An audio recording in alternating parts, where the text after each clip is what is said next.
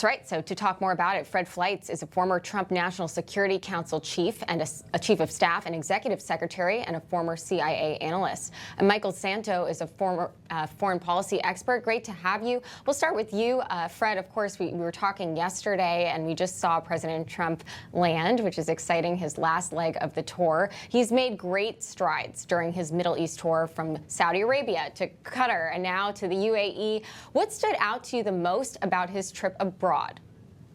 You know, I've been thinking about that. We know Trump has been pushing for an America First approach to U.S. national security that protects our interests first and keeps us out of unnecessary wars.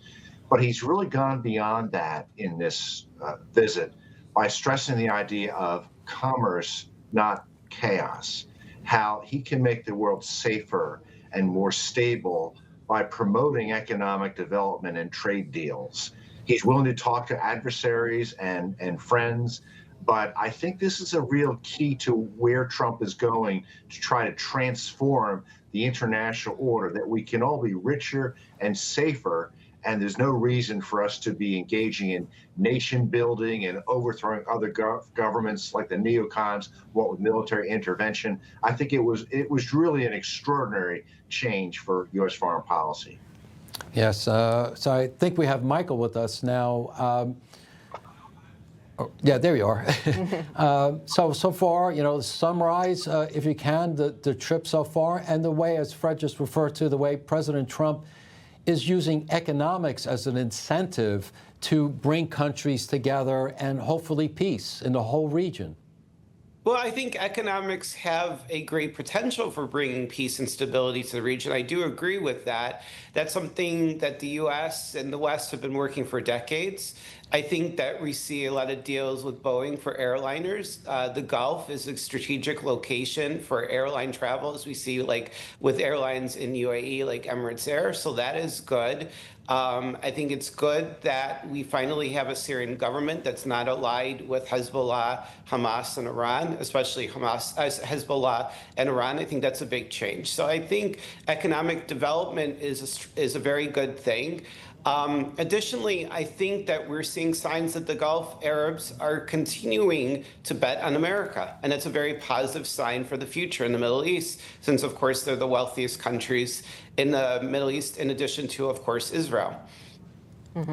Well, President Trump deal-making everywhere he goes. He signed an agreement with Qatar to generate an economic exchange worth at least $1.2 trillion. Fred, this is great for America. Your thoughts on President Trump brokering these economic wins for the United States, despite a lot of pushback from the left, specifically with Qatar and, you know, just the fact that the left is not acknowledging President Trump's overall vision, which is to isolate Iran here. That's the big picture. You know, that's right. But look, Trump's going to come back with $3 trillion in investments in the United States. That's going to boost 401ks. It's going to bring hundreds of thousands of jobs to the U.S. That hasn't stopped the Democrats from claiming that somehow this is a visit for billionaires and the American people will benefit. The American people are going to benefit big time.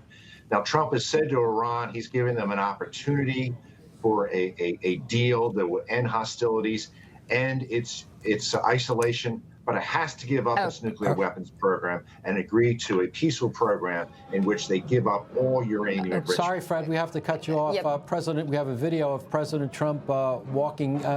That's live. Walking live. Yeah, and he's, of course, shaking the president of the UAE's hand there, and we will be following this closely. But continue, Fred. I mean, your reaction to also this warm welcome that we're seeing here in Abu Dhabi as well. Sorry to cut you off. Well, look, these states are welcoming Trump to the region. They welcome his friendship. And I also agree, one thing Trump's doing here, he's countering the growing influence of China, which happened because of Joe Biden's incompetence and his hostility towards Saudi Arabia and the Saudi royal family. That was a huge mistake. Trump is fixing that mistake. Right, and we're trying to lip read here a little bit. Obviously, it's about to get into the beast. Yes, he's about to get into the beast, giving a play-by-play. But Michael, your reaction too to what we're seeing on screen now with respect to the president's arrival and just the overall gestures we've been seeing from the leaders and President Trump's respective counterparts in the Middle East. Well, it's great to see him in the United Arab Emirates. I was just there very recently. I think the government is a major positive force, in particularly United Arab Emirates, the way that they have embraced the Abraham Accords with Israel more than any other country. I think, yes, we are countering China's influence here. I think that UAE, Qatar, Saudi Arabia, they're very wisely choosing the United States over China. This is what I see from the positive reception. So I think there's a lot of positives here. I will say as a caveat, keep in mind that certain trading partners like Canada and the United Kingdom have larger economies than Saudi Arabia. It's something to not lose track of because they're very oil wealthy, but the economies are highly concentrated still in oil and to some extent natural gas. But I think for the region, the Middle East and peace, this is very, very positive. And I'm very heartened that the president reiterated, if necessary, to use military force to end Iran's nuclear program, because if that's taken off the table, it weakens the hands of the U.S., Gulf Arabs, and Israel as well. Yeah, Fred, continuing our discussion in the Middle East, during a business roundtable in Doha with top Qatari officials, President Trump floated the idea of a Gaza freedom zone once again, that the U.S. would take over the Gaza Strip. Fred, what are your thoughts on the possibility of this becoming a reality? Is Trump making deal-making, or is he serious? What are your thoughts? Trump has challenged the states in the region to deal with the people of Gaza.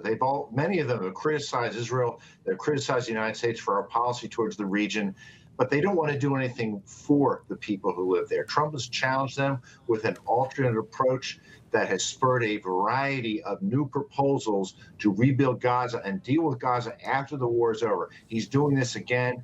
I don't know whether the U.S. is actually going to play a role in rebuilding Gaza or putting U.S. troops, I don't think that'll happen, or U.S. contractors on the ground. But he has made a real difference in forcing states in the region, especially Egypt and Qatar, to step forward with proposals to deal with this crisis. Mm-hmm.